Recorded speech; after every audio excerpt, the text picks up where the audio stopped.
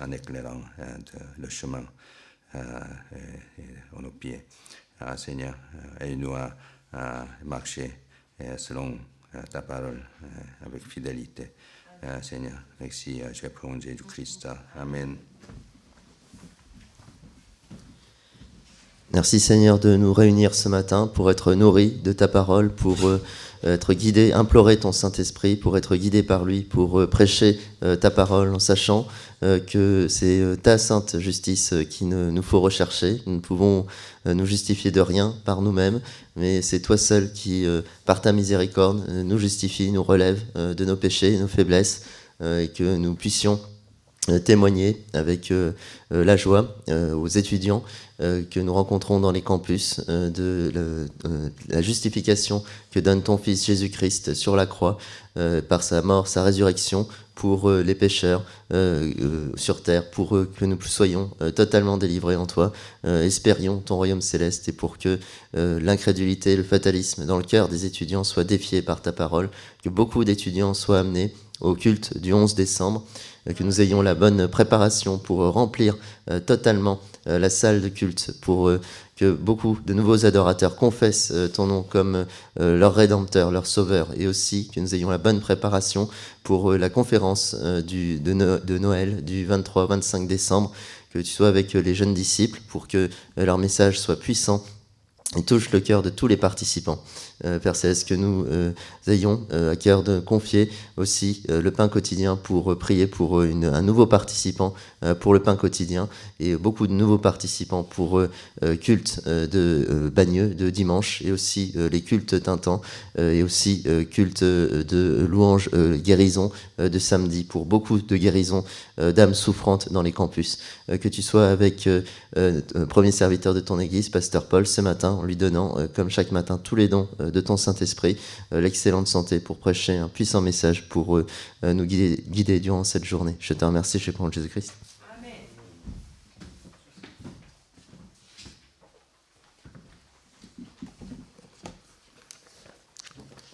Aujourd'hui, chapitre 31 de 1 Samuel.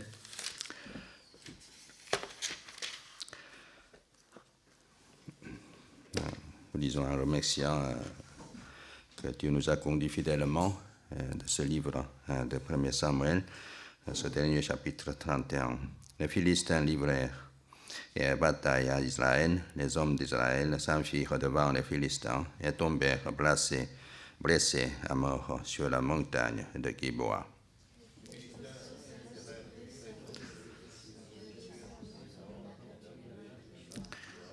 Le poids du combat porta sur Saoul. Les archers le découvrirent et il trembla fort devant eux.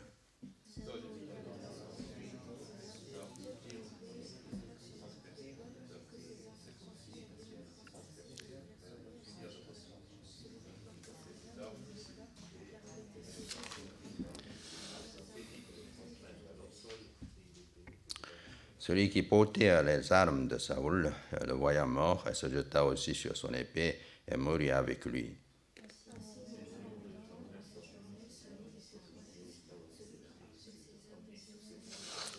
Les hommes d'Israël qui étaient de l'autre côté de la vallée et de l'autre côté de Jourdain virent et que les hommes d'Israël s'enfuyaient et que Saoul et ses fils étaient morts. Ils abandonnèrent la ville et ils s'enfuirent et les Philistins allaient y habiter.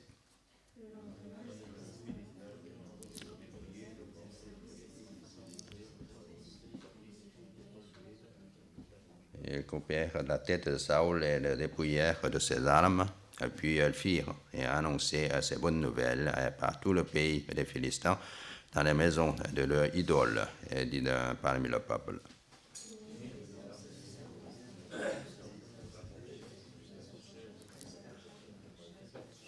Lorsque les habitants de Yabek en Galate apprirent ce que les Philistins avaient fait à Saoul,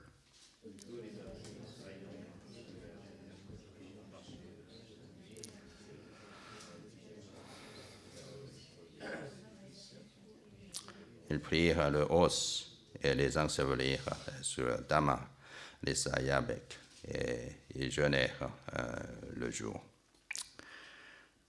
Donc le pain quotidien commence par ces mots. Dieu met fin au règne de Saül à travers son combat contre les Philistins. Donc ce dernier chapitre de ce premier Samuel nous décrit quelle était la fin tragique de Saül et son armée.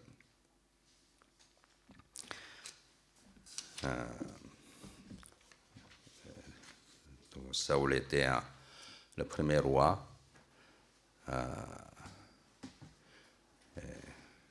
que l'auteur décrit, dont l'auteur décrit de l'excellence physique et spirituelle au début de son règne. Elle est tellement beau, une tête de plus au-dessus de tous les hommes d'Israël. Et puis il était rempli de Saint-Esprit pour tuer de multiples ennemis au début, mais que la dégénérance commençait jusqu'à arriver et de ce fait de fin tragique de sa vie.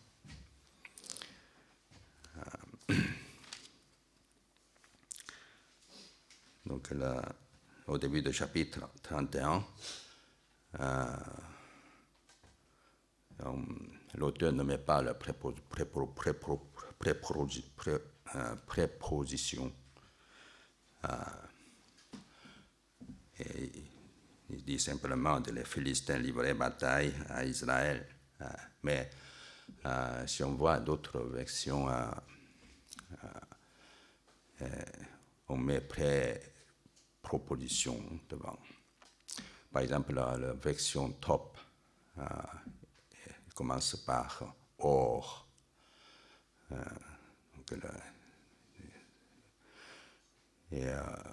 Si on voit la version anglaise, il commence par now. Je pense que les théologiens qui avaient traduit en allemand, c'est plus remarquable, plus marquant, je crois, parce qu'elle commence par aber, c'est-à-dire mais. En l'original, la version originale hébreu, il n'y a pas de préposition, mais pourquoi beaucoup de traducteurs mettent ces prépositions, que ce soit or, que ce soit now, que ce soit mais, aber, et parce qu'il y a un grand contraste entre le chapitre 30 qui décrit la victoire de David. Il a ramassé tous les déportés et tous les biens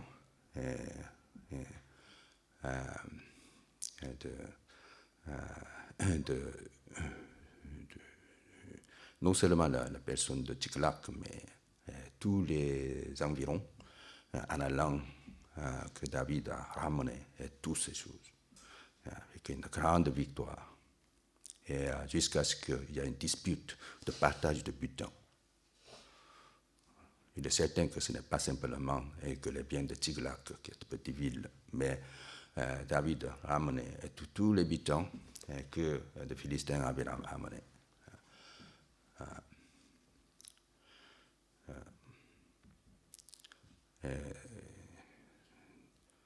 Quand David et son armée étaient renvoyés par le roi vous partirez pas, tu ne partiras pas avec nous. Et puis quand il est retourné à Tsikhlak, toutes les femmes et tous les enfants ont été déportés et tous pleuré jusqu'à lapider David. Dans cette situation accablante,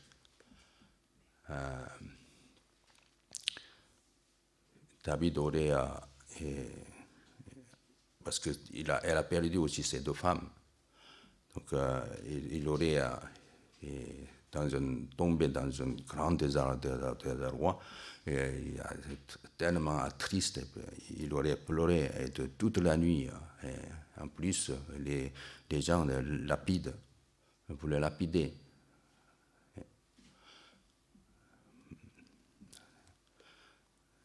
Souvent, les larmes sont très tristes, très désastreuses parfois. Donc, mais David, il essuie ses larmes et puis venait à Dieu en disant, est-ce que je pars ou pas pour cette incursion, et est-ce que je atteindrai aux ennemis. Une fois qu'il atteint les ennemis, il gagnerait la victoire, pas de problème. Mais ce qui n'est pas certain, c'est qu'il atteigne parce qu'ils sont tout le monde dit, tous éloignés, trop loin. Et donc, seulement le sujet de prière, c'est que est-ce que j'atteindrai ou pas. Et tu as répondu, tu l'atteindras, tu pars. Et donc, selon cette direction, et David part. Il attend et que l'ennemi détruit et ramène tous. C'était une révélation de la mode de vie constante de David. Il agissait toujours ainsi.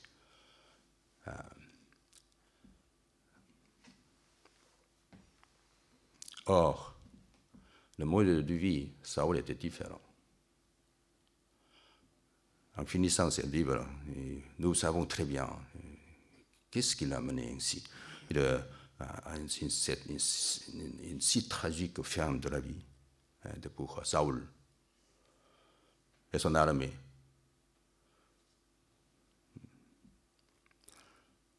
Pourquoi son combat est soldé par une défaite totale, cuisante?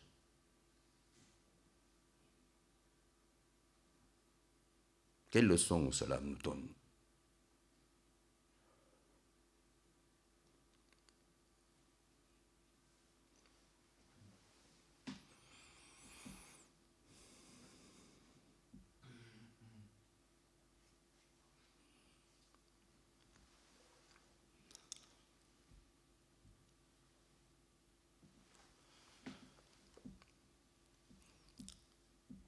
La tragédie de Saül commence par... en fait, cette défaite était déjà prédite par Samuel, qui était appelé par les chromaciens, anciennes, du chapitre 28, quand il est sorti de la terre, il dit, et que maintenant écoute. Et, l'Éternel s'est écarté de toi et il est devenu ton adversaire. C'est une terrible sentence. Pourquoi? Et ton royaume sera déchiré, et puis il sera donné à ton proche, qui est David. Et puis toi et tes fils seront livrés, morts le même jour, et puis se livrer à tes ennemis. Pourquoi? Il est dit, là, verset 18, puisque tu n'as pas écouté la voix de l'Éternel, que tu n'as pas infligé de l'ardeur de sa colère à Amalek, l'Éternel t'infligera aussi ceci aujourd'hui. Donc la cause fondamentale, c'est que Saül n'a pas prêté oreille à la parole de l'Éternel. Il a négligé.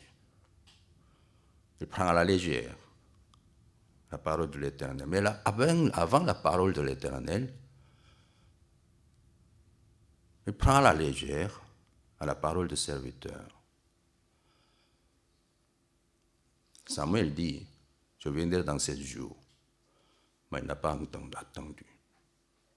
En voyant de serrer son armée, il apporte l'Holocauste et puis il a donné à Dieu lui-même ce qui était interdit. Il n'a pas écouté la parole du serviteur.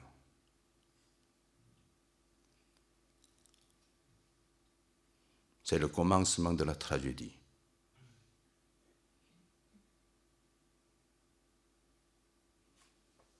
Celui qui n'écoute pas la parole du serviteur risque fort de ne pas écouter la parole de l'Éternel. On a beau prétendre que j'entends toujours, j'écoute toujours la parole de l'Éternel.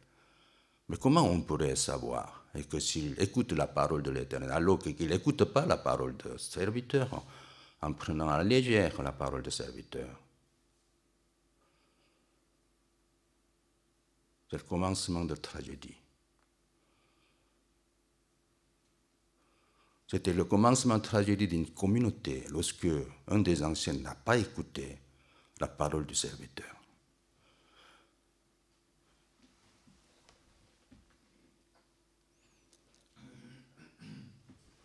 Un de nos collaborateurs parle toujours, en parlant de son pasteur, le premier serviteur de l'année.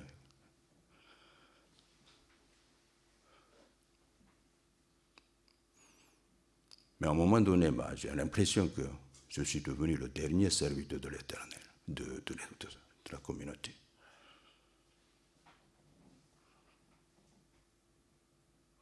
Parce que quand j'ai donné la direction, à cause de différence de l'opinion, il en vient même aux mains. C'est le commencement de la tragédie.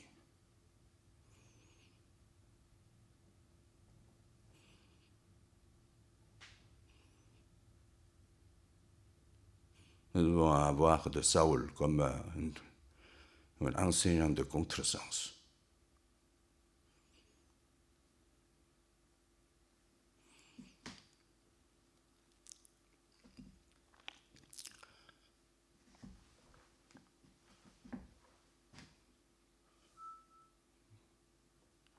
Quand je sens un peu de quelque ambiance qui semble être mal tournée, j'ai donné la direction. En ce qui concerne les jeunes, mais c'était trop tard.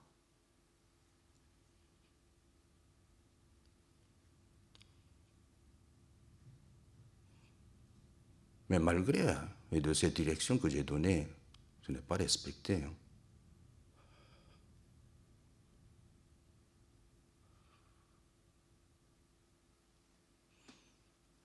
Je suis le dernier des serviteurs de cette église. En tout cas, revenons au texte. Un écart entre David et Saül, le ciel et la terre.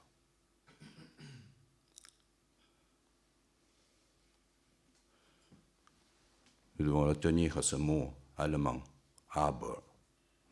Aber.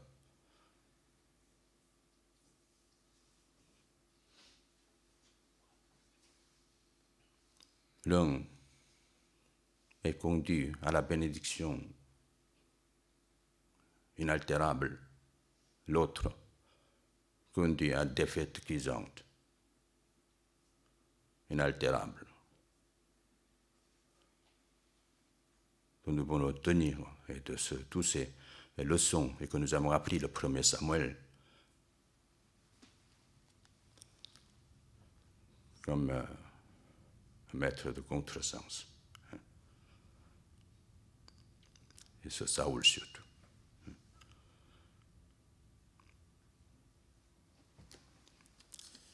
Samuel est un excellent livre pour nous enseigner vraiment quel est le chemin de perdition, quel est le chemin de bénédiction. Donc nous devons suivre le chemin de David. David n'était pas humaniste. Il n'écoute jamais sa propre voix, comme le cas de Tiglac. Il n'écoute pas sa propre voix.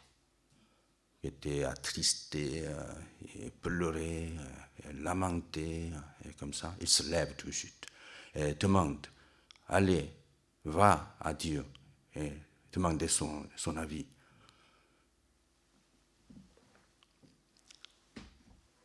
de surmonter le sentiment. C'est une des grandes vertus d'un serviteur de Dieu.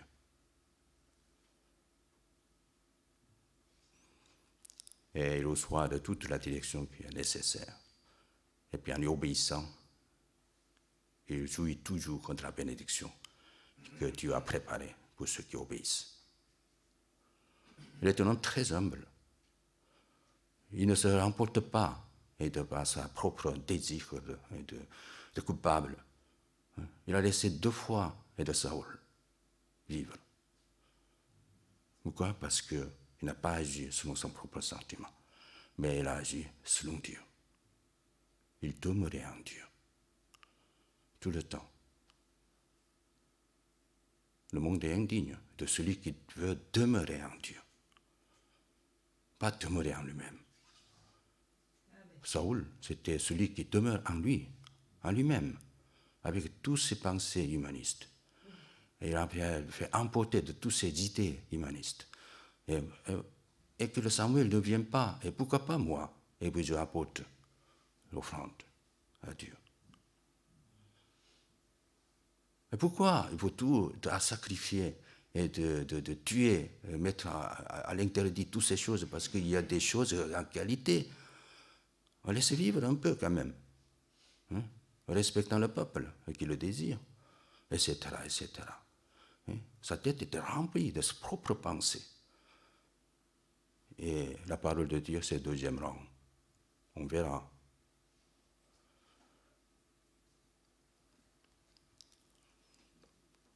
Mais David est différent.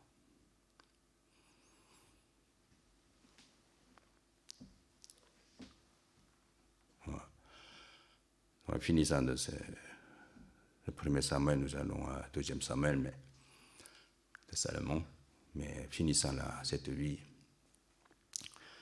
de David et Salomon, et finissant ce livre, hein, et retenons cette leçon de contresens, hein, c'est Saül. Si nous retenons bien cette leçon et que nous pouvons gagner beaucoup de victoires et puis évangéliser.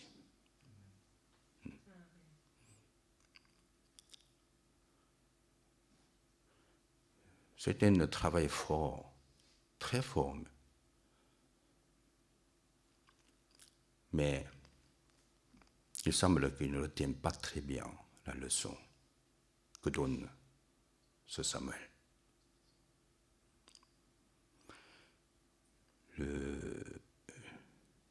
Le problème fondamental de Saül, bien sûr, c'est la désobéissance et la relativité à l'égard de la parole de l'Éternel, la parole de serviteur, etc. Mais un autre élément, c'est la peur. C'est la peur. Il avait peur. C'est pour ça que ce qui a amené la désobéissance. On ne peut pas attendre jusqu'au bout, jusqu'à ce que Samuel vienne. Tu dois faire quelque chose. Pourquoi? Parce que pourquoi il a désobéi? Parce qu'il avait peur. C'est un élément fatal pour le serviteur de Dieu. Si on a peur, le comportement devient très très bizarre, imprédictible. Vous expérimentez, hein, pour vous-même et pour ceux qui vous entourent. Un jour, quelqu'un devient bizarre, imprédictible. Quel est le problème là? Parce qu'il avait peur.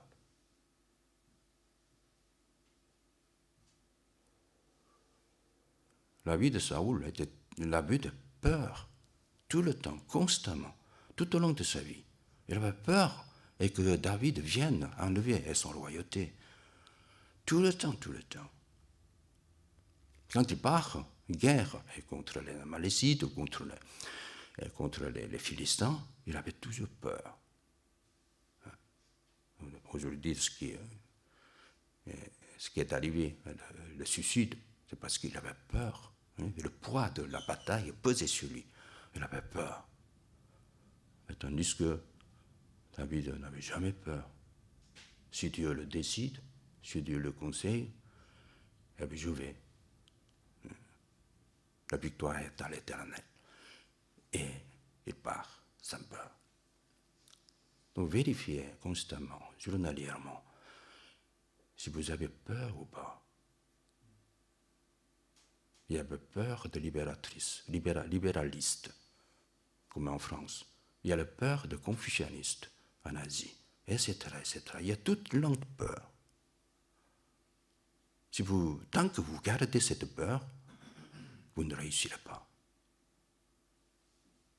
Vous avez beau travailler fort, mais vous ne réussirez pas.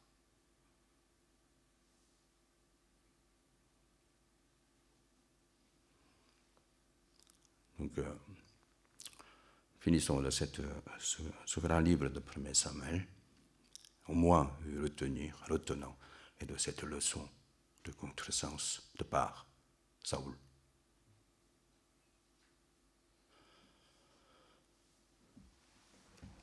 Prions tous à deux. Que Dieu bénisse.